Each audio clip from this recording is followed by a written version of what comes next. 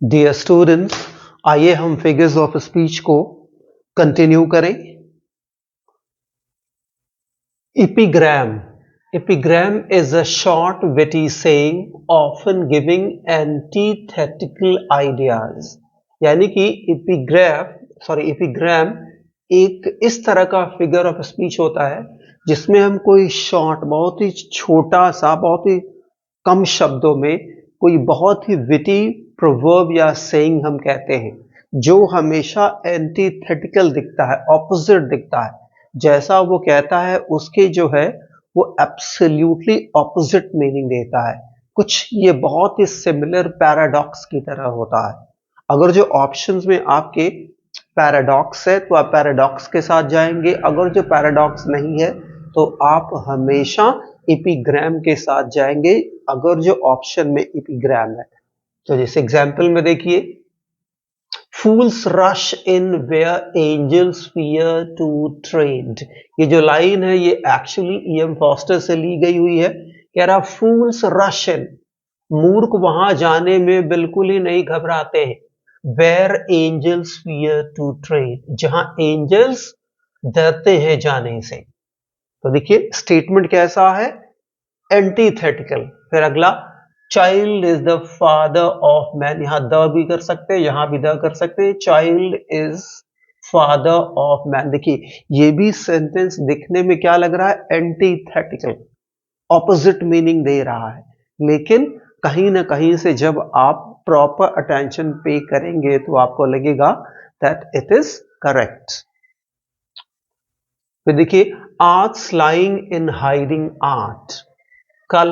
कला किसमें है, कला को छुपाने में। He makes no friend who never makes an enemy.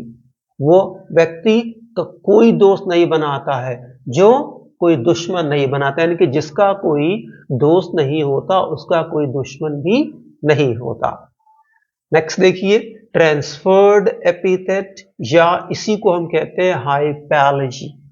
Transferred epithet या हाइपैलजी, इसमें क्या होता है, इन ट्रांसफर्ड एपिथेट या हाइपैलजी एन एडजेक्टिव और epithet is transferred from its proper word to another.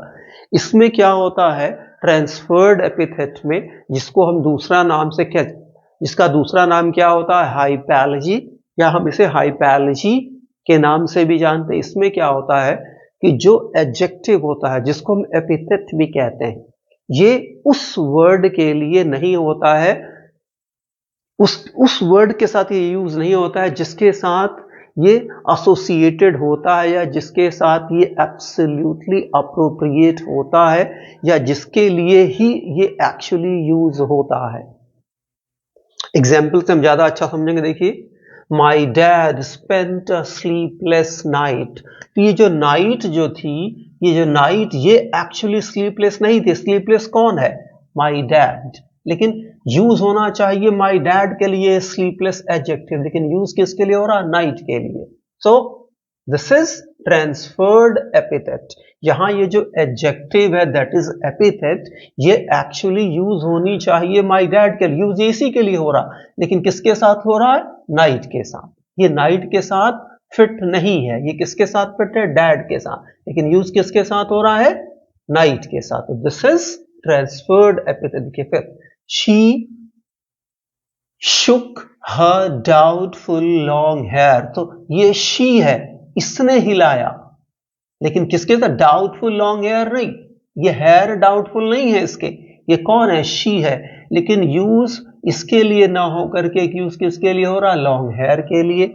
जहां पर ये यूज माय डैड के लिए ना होकर के किसके लिए हो रहा, नाइट के लिए। तो दिस इज ट्रांसफर्ड एपिथेट या हाइपैलजी। नेक्स्ट देखिए, climax. Climax comes from Greek word climax.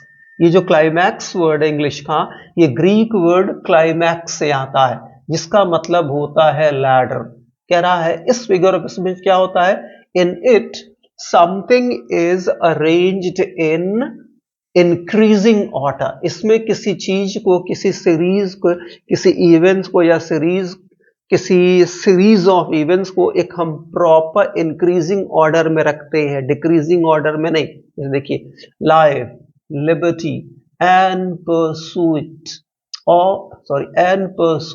Of happiness. तो देखिए, पहले लाइफ आ रहा, फिर लिबर्टी आ रहा, फिर परसूट ऑफ हैप्पीनेस आ रहा, ऑफ हैप्पीनेस आ रहा। फिर देखिए, आई केम, आई सॉ, आई कॉन्कर्ड, मैंने देखा, मैं पहले आया, फिर देखा और फिर जीत लिया। तो देखिए, एक के बाद एक कैसे इंक्रीजिंग ऑर्डर में यहां जो है एक हैपनिंग को दिखाया जा रहा है, एक इंसिडेंट को दिखाया जा रहा है। जैसे ही गॉट ए जॉब, नौकरी मिली, बॉट अ हाउस, घर खरीदा, एंड मैरिड अ वुमन, और एक औरत से फिर शादी करी। इसी को अगर हम रिवर्स कर दें, सबसे पहले कर दें he married a woman, then क्या है, he bought a house, he got a job, तो ये क्या हो जाएगा, ये हो जाएगा एंटी क्लाइमैक्स। क्लाइमैक्स और पैरेललिज्म एक तरह से सिमिलर होता है, जहां पे एक के बाद एक घटना प्रॉपर ऑर्डर में चलती है, जबकि एंटी क्लाइमैक्स में उल्टा होता है। तो क्लाइमैक्स और पैरेललिज्म, ये ध्यान रखना है आपको, ये दोनों ऑलमोस्ट सिमिलर है। इसमें क्या होता है, एक घटना के बाद दूसरी, दूसरी के बाद तीसरी, इंक्रीजिंग ऑर्डर में होता है। इसी को हम पैरेललिज्म भी कहते हैं। लेकिन एंटी क्लाइमैक्स, जिसका हम दूसरा नाम क्या होता है, जिसको हम दूसरे नाम बेथोस से जानते हैं, इसमें एब्सोल्युटली ऑपोजिट होता है। देखिए कैसे, एंटी क्लाइमैक्स और bathos, a sudden descent from higher to lower happens in anticlimax or bathos। अचानक ऊपर से नीचे, टॉप्सी टर्बी, उल्टा होता है इसमें। जैसे देखिए, आई लॉस्ट माई फैमिली, पहला क्या, पहले क्या, मैंने अपना परिवार खोया, फिर नौकरी खोई, फिर घर खोया और अपना पौधा, प्लांट्स खोया। तो देखिए कैसे, और यही होता क्या कि I lost my house and plant,